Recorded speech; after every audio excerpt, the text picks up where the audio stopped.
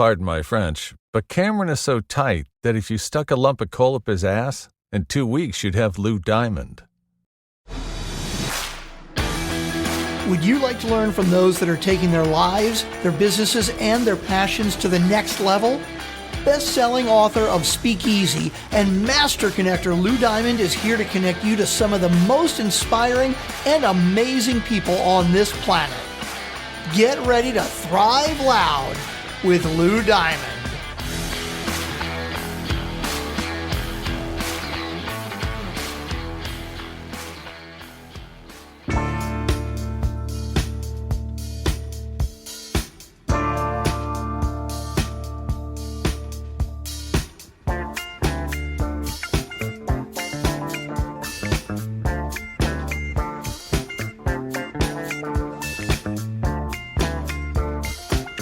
Welcome, everyone, to another spectacular episode of Thrive Loud with Lou Diamond, connecting you to the most inspiring and amazing people that are thriving each and every day. I am your host, Lou Diamond. Today on Thrive Loud, we have a globally renowned professional speaker, multiple times award-winning author and consultant who is driven by the need to elevate the debate and connect dots, ideas, and people to create new patterns. He's written many books. He hosts the Minter Dialogue podcast, and his latest project, Dialogos, fostering more meaningful conversation, is right on par with Thrive Loud and Speakeasy, for that matter.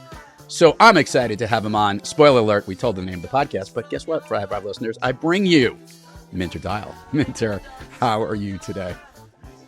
Mr. Diamond, I am so glad to be here with you. Another conversation with this individual. Listeners will need to know that I was just recently on his amazing podcast program. We got a chance to connect, and we got a chance to talk about conversations and all the fun things that we do. And he's coming to us from London, England, although he could be coming to us from someplace in France. But he decided at this point, I'm going to do this location from London. You know, maybe the satellite signals are better. Who knows? But I'm more impressed with all the things you've done. But I want to share that with the listeners. I want to do a little rewind, Minter. If you could, I don't want to go all the way back to the womb. What I'd like to do is kind of understand how the thing that you're focused on right now became your gig. Well, I didn't get to it right away. It certainly took me a while to sort of figure it out. Like, you know, your mission, your statement, you need to wordsmith it like you did. And I began that mission, if you will, that journey towards living and thriving in my mission on September 11, 2001, as I was in my office overlooking the Twin Towers, watched the whole thing happen, including the second airplane fly down. And at that very moment, outside of obviously the catastrophe that was unveiling in front of me, I thought about my grandfather, who had been a prisoner of war of the Japanese, and very much that feeling which he had to feel as the captain of a ship stuck in the Philippines on December 7, 1941. And it was a remarkable echo for me, because having studied his life, the number of people who were killed on December 7 in Pearl Harbor and the number who were killed on September 11, 2001 was remarkably close. Both were plane attacks on American soil. And I could only think about how he had to live through that, obviously much worse than me, because he was in the line of fire, ends up becoming a prisoner, and is killed. So what that particular spark moment allowed me to do, or made me want to do, was to be more authentic with myself, find out really who I am, and how can I participate and make that happen, at least more than was happening in the past. And so while I worked at L'Oreal for a further 8 years, I ended up being on the executive committee. What I pushed for more of this purpose within my corporate life. I knew that I had to do it outside to be fully congruent and fulfilling. And that's really the path that I went on to try to elevate elegantly the debate. I'll say this, Minter. We were both in the same location at the same time. We're just going back to 9/11. Where were you that day? Well, 47th and 5th. I gotcha. And I had a corner office with a view on the tower. Yeah. And you? I was down literally across the street from the Trade Center. So It was when the second plane hit, it cracked the window that I was on because we couldn't see it because it was coming from the other direction. So scary enough and traumatic and amazing. Like how I know that event changed the lives of so many people deciding to take more of a service attitude, go into the military, change their lives, live their purpose. I always find it very interesting that it takes such severe events in our lives to flip the switch to, I guess, make sure that we live each day to where we need to. And I want to say over the last 20 some odd years, you've been doing a pretty good job of this. So when did you make that adjustment into outside of corporate and into more of this consulting role and the work that you do, and share with the listeners a little bit about the work that you did and do? Yeah. So 2009 was when I left L'Oreal. I at the time I was the youngest person on the board, and I just felt I wasn't going anywhere. And I must say I made plenty of mistakes as I transitioned into my independent role, having been a corporate executive with services and photocopying machines and everything to help you, coffee coming straight in. I ended up thinking that having been a general manager or managing director, kind of knew a lot about everything. But it turns out that Google doesn't really like to hire people who think they know a lot about everything. They like to have specialists. Sure. And so while I started off with this broad panoply of skills and expertises that I thought that I had, what I needed to do was hone those down. And that process took me a while. I got some clients right out of the door, having always thought it's important to cultivate a good network, just like you do. And that helped me get on my feet, have a first year where actually I had as much revenue as I had in my last year as an executive at L'Oreal. And that pattern continued on basically up until the time when I did my documentary film on the Second World War. And so I was working with clients trying to figure out this digital transformation thing, but from a very practical angle, because I had been doing that while I was at L'Oreal. It was one of my 8 functions was digital. That tells you at some level how little digital was important for L'Oreal, that it was 1/8 of one person's job at the company.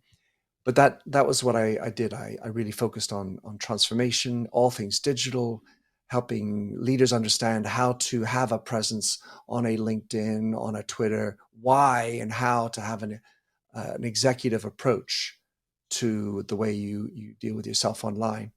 And then I really enjoy teaching, or at least animating conversations as the tool for learning. So I did a lot of seminars or executive team meetings using conversation as the tool to extract value, to gain that collaborative intelligence or collective intelligence that is often missing in organizations. And then I finally got to writing my first book and doing the film. I recorded the film in 2014, and it went live in 2016 for Veterans Day, along with the book. And that began my new role, creating a new platform for me as a thought leader. Even though this book wasn't for business, it really was about being me. And that was retroactively the most important book, because it established a lot more, helped me to understand myself a lot better, thinking through the history of my family, my relationships with my father, my sister, and my grandfather, even though I was named after him, even though he died in 1945. I've wanted to ask this question because I've had the chance to speak with you twice, but I've never dove down this line of questioning. We had somebody who was at Pearl Harbor in Hawaii. You're coming to us from London. Where were you born, and where did you live most of your life? Because obviously as an executive in many of these companies, you could be bouncing all over the place, but just a little bit of where I guess if you were to break your lives into the places that you've lived percentage-wise, where you've been, because it seems to have some range, no? Well, it does. And actually, I'm a little bit geeky. I mean, I'm mostly an artist, but I also have an Excel spreadsheet where I can tabulate my percentages. And so roughly speaking, I haven't looked at it in the last few months, but roughly speaking, it's about 32% England, about 29% USA, about 28% France. Then I have smaller percentages for Spain, Belgium, Switzerland, and Canada. Wow. So You're your own that's where I've ancestry.com. lived. You did your own, what's it called? Whatever it is, 23 of your own analysis of even just Yeah, where you've been. well, Yeah. I have my 23andMe as well, and it firmly positions me as an Anglo-Saxon, mostly from the United Kingdom. But the complication is that I was born in Belgium. Yeah. I was brought up essentially in France. I spoke 3 languages before I spoke 1, and I think my wife and we kind of calculated I'm between 90 and 100 countries that I've lived in. I've been to, and I've changed countries 15 times. So that's the scope of the change. Conversations in the workplace. I want to talk about this because you addressed this about as you were dealing with in some of the work that you were doing, and you and I have a similar thought process of the importance of conversation. But I have a question that relates to something that I've witnessed, and you have as well. Why do organizations forget how important conversations are? What happens in organizations that kind of disconnects them, if you would? Because this has been happening across the globe for lots of reasons. But I find inside of organizations, the way that conversations take place could be improved greatly. Tell me why they forget. Well, my view on it is that on the one hand, we've created a culture that tends to focus on efficiencies and effectiveness and short-term gains. Conversations, like collaboration, often take longer and involve things like listening, which means having the time. And I find that under the name of efficiencies, we'd rather just be straight to the point, get the decisions going, and move along. That's in the best of cases, because of course the issue is that very frequently we're in a situation where the culture doesn't even accept for robust debate. It's a lot of yesing for the boss. We have meetings back to back, and there's just no time to salivate and celebrate the types of conversation around meaningful topics. And so there's a second point to that, which is, well, we can have conversation, but as long as it's geared towards exactly what we need to do. And that's fine, except we're not allowing for the space for more meaningful topics, such as, how much are we living our purpose every day? How often does that conversation ever happen in a place, in work? How often do we talk about our ethics? It might be a piece in an annual report studied and written by the lawyer, chief legal consultant, advisor, but it's not something we understand. And it's all the more important today, not just because employees want to feel confident and proud of where they work, but we have things like artificial intelligence, which are happening below the belt, if you will, or at least in a black box. And so many top bosses really don't worry about it. And it's certainly not a conversation piece either in board of governors room either. I'm in agreement with you here. And I think the bigger challenge around having better conversations is not the actual act of having better conversations, because I actually think that once people get into the flow, they can do that. But to your point, and to what you and your project Dialogos is about, is it's fostering the environment to have more conversations. How can we help leaders of organizations create this space where it's okay to do that, with the understanding, as you just mentioned, time is so precious and there's such valuable components to business, but yet when these meaningful conversations happen, more productive things take place, people work together better, trust is established better. How do we lift up the importance of that within an organization from top to bottom so that this is capitalized more and more meaningful conversations take place? Well, I just wrote an article about this, and I have these 5 hacks for doing it, but there's really 2 that are critical. The first, I'm going to go back to the time story, which is reevaluating how you spend your time. And I think that there are so many people that go back-to-back meetings, do meetings because that's the way things have been done, or that's the way things are being orchestrated. And as the leader, it's really important to know how you manage your time and how you can be the steward of everyone else's time. So if you are an chief executive, what I recommend is have 50% of your day free. Oh, I love that. And that is not an easy thing to do because it requires saying no to certain things and delegating and allowing other things, empowering others to take decisions without you having to be on top of everything all the time. And of course, sometimes, the CEO or the super boss calls you and you've got to go to a meeting and so be it. So it's not about being dogmatic about it, but having that time. The second thing is understanding this notion of purpose. And one of the challenges that we have in terms of finding meaningfulness is really moving from the transaction of being productive to doing things which feel important. That's where the meaningfulness comes in. So there's the part A of this is your personal purpose. As an individual, and I'm talking about the full personality, you as an individual, that's a parent, a lover, a friend, an individual stranger in the street. The purpose you hold must cover your full life.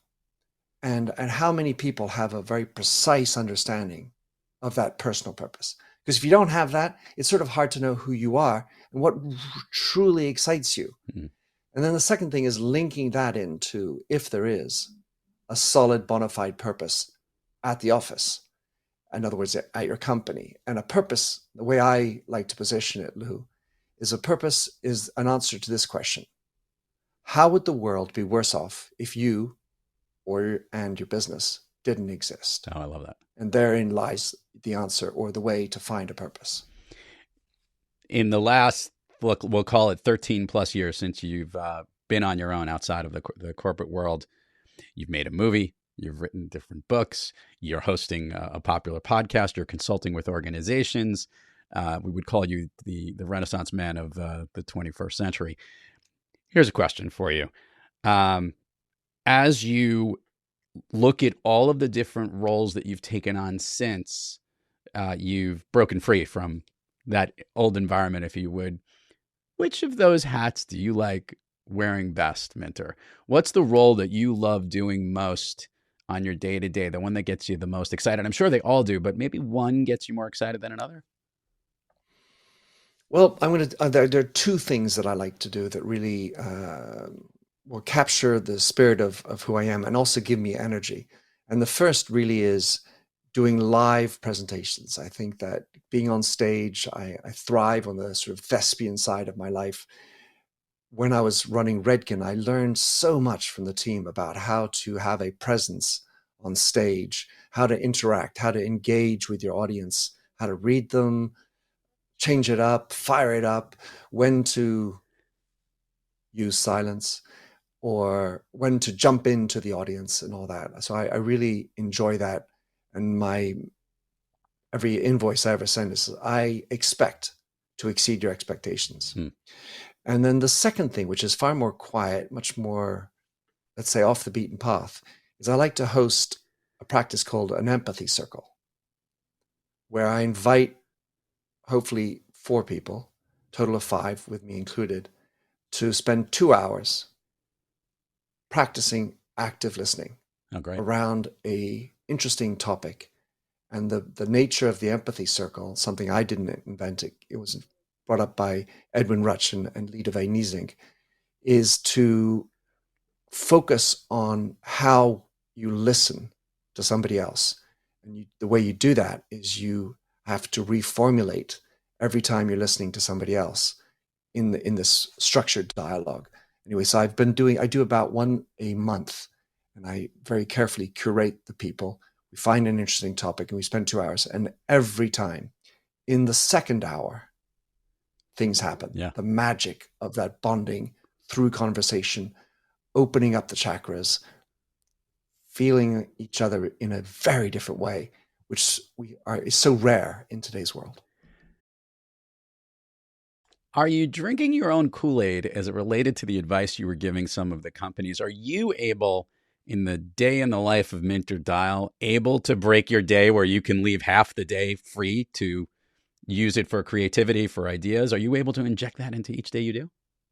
Oh, absolutely. Yeah. So I'm kind of, as I said, I'm a little part geek and a little part creative, but my geeky element is if I were to pull up on my screen my electronic calendar in Google Calendar, you would see everything color coded.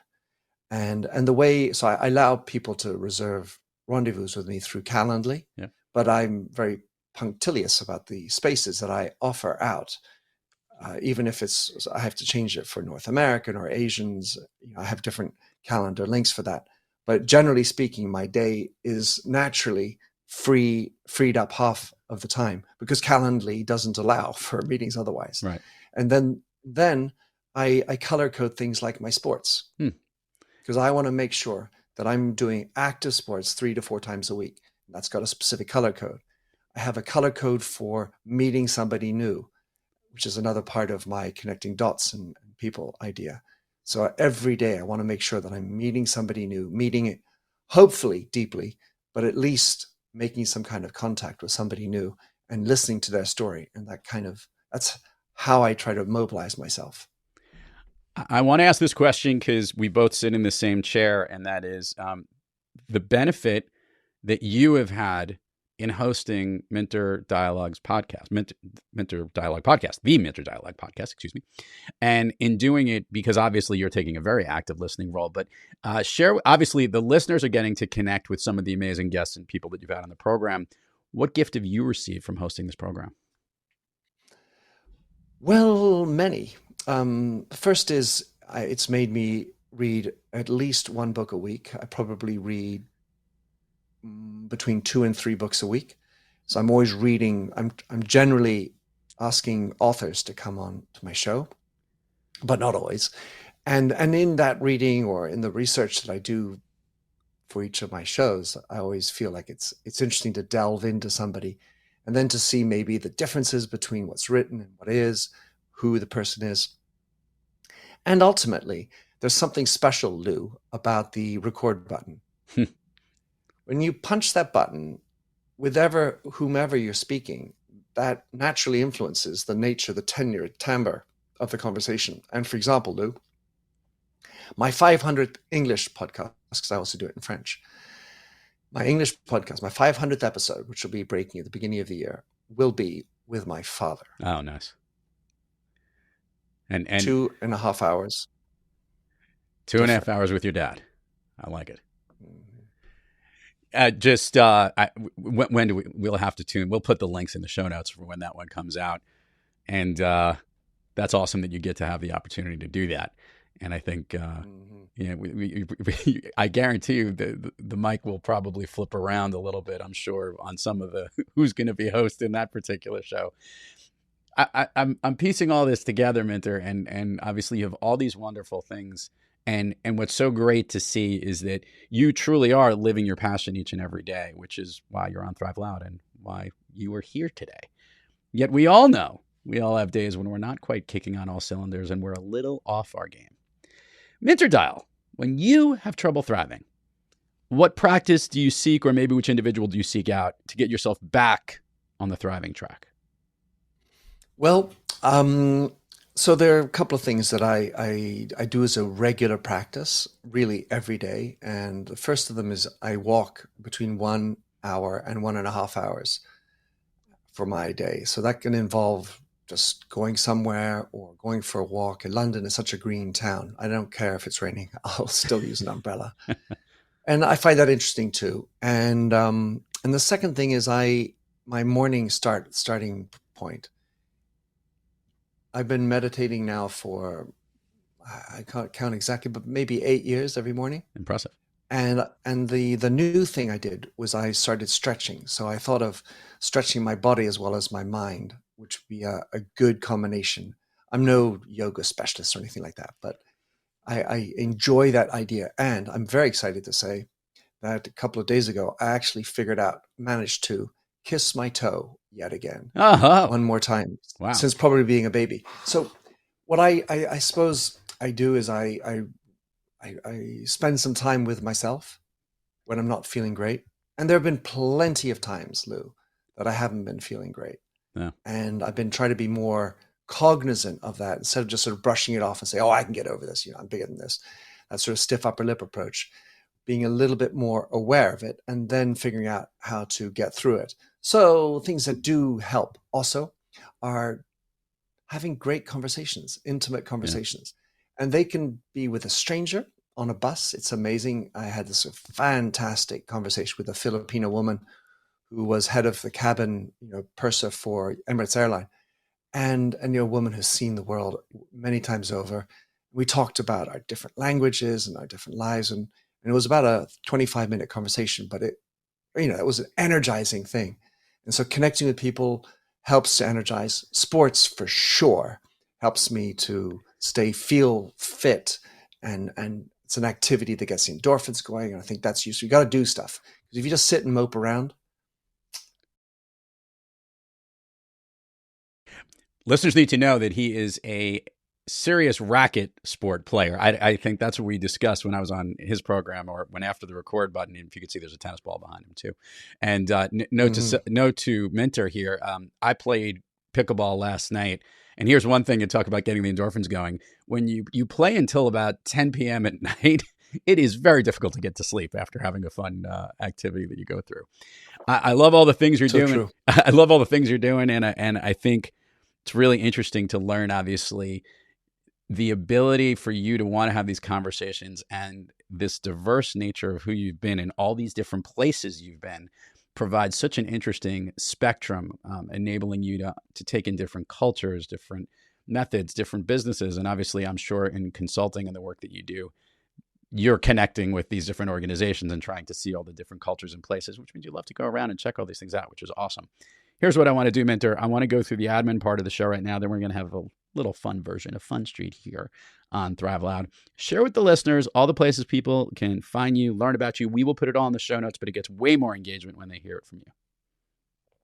Well, I suppose my major hub is a Google-friendly minterdial.com, which where I have my podcast is hosted, where you can find about all my books, which are generally available on all the usual e-commerce platforms, as you can imagine. I've got The Last Ring Home, which is the film, which also has its own website where you can get the book, and I'm happy to send a signed copy of The Last Ring Home, which accompanies the PBS film of the same name. Then I've got Futureproof, Heartificial Empathy, and You Lead, which is my last book about leadership. And then otherwise, my podcast, you can find that on all the podcast services. Minter Dialogue, pretty helpful, play on words. And then my last project that's, I think, worthwhile, hopefully, is on Substack, which is a really interesting platform. And what I've been doing, Lou, is writing this book 1 week at a time, one chapter at a time, and then publishing it, and then having conversation around conversation, which naturally has evolved and impacted the content of the following chapters. And that's been the ongoing conversations called Dialogos, and it's minter.substack.com.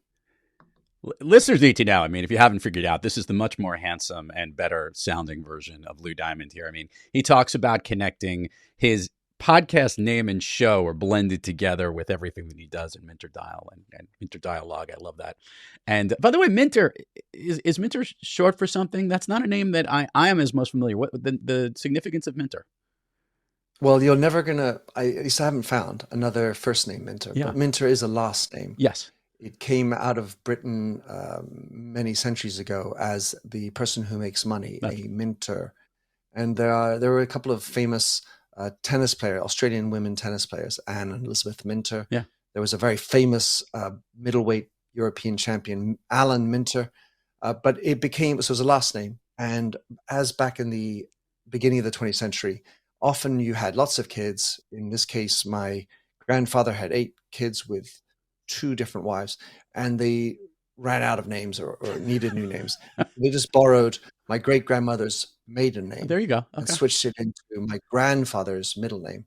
So he, the man who was the officer in the Navy and was killed, he was called Nathaniel Minter Dial. Got it. And I'm called exactly the same. Love it.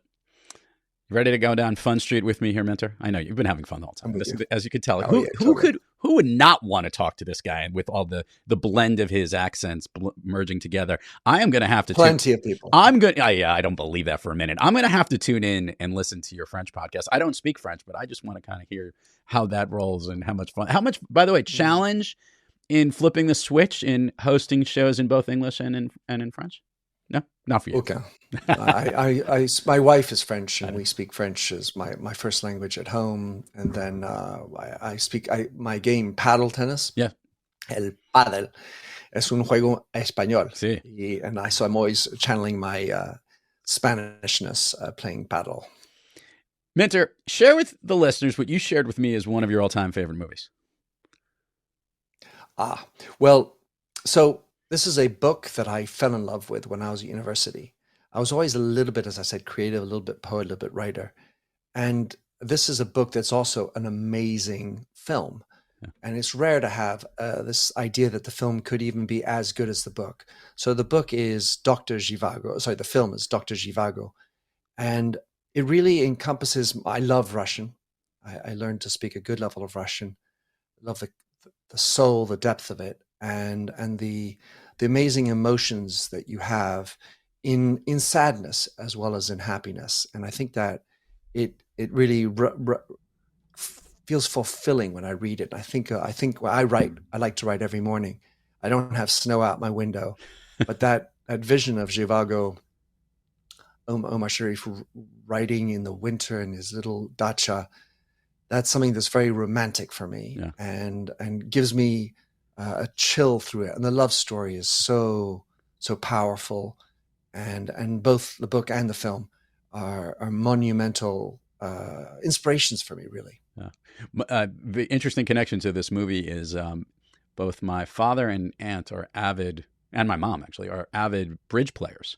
And Omar Sharif is a well-renowned bridge player, and they were at some tournament where he was at, and it was very difficult for others to concentrate just because he was there. But I have watched the movie, and I never read the book, but it's spectacular. It's so well done, and you go back. I always tell this to listeners: go watch some of the older ones every now and then to see how great dialogues and great conversations take place. Because I feel that was done a little bit better when they needed to, when you didn't have as much technology and you needed to count more on actors and the story versus a lot of other effects that you have in movies today. CGI and everything. Exactly. It makes it kind of challenging. All right. So we're going to do the speed round here at Fun Street, Minter. And I know you can handle this early in the morning for me, midday for you, right ahead of the weekend. And I know this is right up your alley. I'm going to ask you something. I just want the first thing that comes to your mind. These are things that lift you up, motivate you. They make you feel good. Basically, they make you thrive. Ready to roll? Of course, yes, sir. Of course he is. Okay. Of late, a song that you love to listen to, or maybe one that pumps you up. Shakedown Street. Ooh, I love that one. By the Grateful Dead. Yeah. Favorite food that is not a dessert? Indian. Favorite dessert? So this, or any type of Indian cuisine. I gotcha. Yeah, dal and a great tikka masala, chicken, something like that. Favorite dessert? Well, probably very dark chocolate mousse. I like that. An activity you wish you did more of? Travel. An activity you wish you did less of? Well, this is kind of provocative. Sleep. I feel like I have too many more things to do if I could just go without a little less sleep. But I also know that sleep is very important. I love sleep, but I don't get enough sleep. I think I'm more in I wish I did more of it. If I could snap my fingers and Minter Dial could be anywhere in the world, where is he? Argentina. And have you been? I haven't. This is on your list. I've heard. This is really crazy. Yeah, out of all these places you've been, well, you get to practice your Spanish. And paddle. And your paddle. Oh, that's right. They're very active paddle players. They're the world champions on the men's side and the vice champions on the women's side. I've got two more things to hit home on this episode before we put a bow on it. And that is, one, we are recording this literally the day this comes out is the first day of the World Cup. And we are speaking to somebody who's got some extensive stretch to the world. First of all, are you a football fan? Notice I said the right football coming from America. I am a fan since 1972 of Liverpool. And this is a cute story because I went to this prep school in south of England, and at 8 years old, I was dropped off by my mom, and there I was with 10 other boys, gawkily, geekily, very uncomfortably looking around. And I looked over at the sky and I said, hi, my name's Minter. What's yours? And so he told me his name, Andy. Oh, good. But the problem is I hadn't come up with a second question. So then I stumbled around. I said, well, who do you support? And he said, Liverpool. And I said, can I? He said, yes. And then I said, can I be friends too? And that is how I became a fan of Liverpool Football Club and have been ever since. Just to flip the switch here, I'm actually a Gunners fan. Don't hold that against me. I'm a big Arsenal fan. I worked my father. I worked in the UK for a couple of months stint, and the gentleman I had worked with at the time had the equivalent of season tickets to go see the Gunners, and it was spectacular, and fell in love with the team, and still watching. And this happens to be a good year, so crisscross your fingers. Although I think the World Cup, it is. Although the World Cup break, I have a feeling is going to chop things up a little bit. So he gets injured. Listeners, this has been awesome. We've had Minter Dial here. Everybody can check out the links. This is the first time ever. Not only was Dr. Zhivago listed in the movie, but the word punctilious was actually used on the Thrive Loud podcast. So I'm very excited about that. And I want to continue to have more conversations with you. Minter, thank you so much for coming on the program, and best of luck in everything that you're doing, and continue to have more conversations with everyone because you're doing a great job of it. Thank you, Lou, and same to you. You're doing a great job, and I enjoyed Speakeasy very much and having you on my show. Thank you, Lou. Yes, and he does read the book, listeners. He went through and through, an avid reader. We went through some of the ins and outs of Speakeasy when I was on his program. Well, we'll share that link too when it's available. And to all our listeners out there, thank you for joining us. And until next time, keep moving onward and upward. And remember, be brief, be bright, be gone. When I can hear it beat out loud. Nothing shaking, don't shake that street. Used to be the heart of town. Tell me this town ain't got no heart. Just gotta poke around. Nothing shaking, don't shake that street. Used to be the heart of town.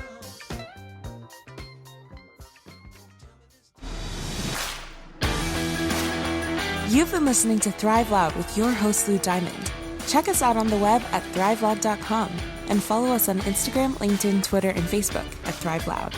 And check us out on the Good Pods app at Thrive Loud, where you can follow, listen, and connect directly to Lou and all of the Thrive Loud episodes. Thanks for listening.